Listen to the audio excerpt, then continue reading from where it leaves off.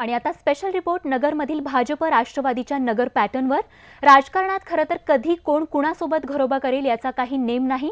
जागा वाटपासाठी मांडीला मांडी लावून काँग्रेसची वाटाघाटी करणारी राष्ट्रवादी रातोरात भाजपच्या काखेत जाऊन बसली आहे। तर सर्वात जास्त जागा निवडून आलेली शिवसेना हळद लावून बसली खरी, पण भाजपला राष्ट्रवादीने साथ दिल्याने सत्तेसाठी हळद लावून बसलेल्या शिवसेनेचा सत्ताभंग झालाय। भाजप राष्ट्रवादीचा नगर पॅटर्न। सर्वाधिक जागा जिंकूनही शिवसेनेला धोबी पछाड। भाजपचा महापौर पदावर कब्जा। सर्वाधिक जागा जिंकूनही अहमदनगरमध्ये शिवसेनेवर हात सोडत बसण्याची वेळ आली आहे। भाजप आणि राष्ट्रवादीनं हात मिळवणी करत शिवसेनेला रोखलं आणि नंबर 3 वर असूनही भाजपनं महापौर पदावर कब्जा केलाय। मला 37 मतदान झालेलं आहे आणि कलेक्टर साहेबांनी तथा पीठासन अधिकाऱ्यांनी मला विजयी घोषित केलेलं। विरोधात किती मतं पडली? 8।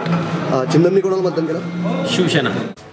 68 जागा असलेल्या महापालिकेत बहुमतासाठी 35 जागांची गरज होती। त्यात शिवसेनेला 24, भाजपच्या 14 जागा होत्या। हे दोन्ही पक्ष एकत्र आले असते तर कोणाचीही गरज भासली नसती, पण लोकसभेसाठी युतीची भाषा करणाऱ्या भाजपनं अहमदनगरमध्ये सेनेला डच्चू दिला। 18 जागा असलेल्या राष्ट्रवादीला, 4 जागा असलेल्या बसपाला आणि एका अपक्षाला सोबत घेत भाजपनं महापौर पद काबीज केलंय।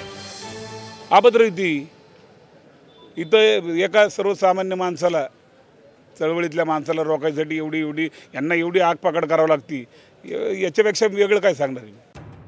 महापौर पदासाठी भाजपचे बाबासाहेब वाकळे, सेनेचे बाळासाहेब बोराटे आणि राष्ट्रवादीचे संपत बारसकर अशी तिरंगी लढत होती, पण ऐनवेळी राष्ट्रवादी काँग्रेसनं निवडणुकीतून माघार घेतली आणि भाजपचा मार्ग मोकळा झाला।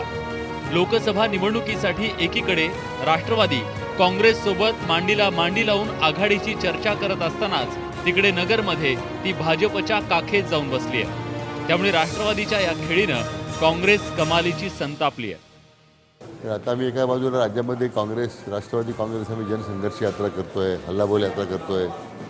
या सरकारच्या प्रत्येक शेतकरी विरोधी, समाजविरोधी धोरणाच्या विरुद्ध आम्ही सातत्याने भांडतोय, सभागृहात भांडतोय, सभागृहाच्या बाहेर भांडतोय। आणि अशा वेळी ही जी अभद्र युती जी नगरमध्ये जी केलेली आहे राष्ट्रवादी काँग्रेस आणि भाजपची, मला वाटतं या संदर्भात आता राष्ट्रवादी काँग्रेसलाच निर्णय केला पाहिजे असं माझं मत आहे। नगरमधील केडगावमध्ये झालेल्या शिवसैनिकाच्या हत्येवरून राष्ट्रवादीचे स्थानिक नेते आणि शिवसेनेचे नेते कट्टर वैरी बनले। दुसरीकडे नगर जिल्हा परिषदेत काँग्रेस, राष्ट्रवादी, शिवसेना एकत्र आल्यानं भाजपला उट्ट काढायचं होतं। अखेर पक्षानं भाजपचे संकटमोचक महाजन यांच्यावर नगरचं महापौर पद काबीज करण्याची जबाबदारी सोपवली आणि त्यांनी जोरदार राजकीय खेळी करत नंबर 3 वर असूनही भाजपचा महापौर आणलाय। हा योगायोग म्हणावा लागेल की मला ज्या ठिकाणी जबाबदारी मिळते त्या ठिकाणी निवडणुका जिंकल्या, पण तो निश्चित कार्यकर्त्यांच्या विश्वासावर एक शेवटी कोऑर्डिनेशन जर नीट केलं निवडणुकीमध्ये, अनेक ठिकाणी असतात आपसापसामध्ये छोटे मोठे वाद असतात, विवाद असतात, आधी जाऊन जर तुमच्याकडे जबाबदारी दिली तर ते जाऊन त्या ठिकाणी मिटवले, कार्यकर्त्यामध्ये जर कोऑर्डिनेशन ठेवलं व्यवस्थित, तर मला वाटतं कुठली गोष्ट अशक्य होत नाही। राष्ट्रवादीनं भाजपला साथ दिल्यानं आणि भाजपनं सेनेची साथ सोडल्यानं राज्य पातळीवर त्याचे पडसाद उमटण्याची शक्यता नाकारता येत नाही। साहेबराव कोकणे, न्यूज 18 लोकमत, अहमदनगर।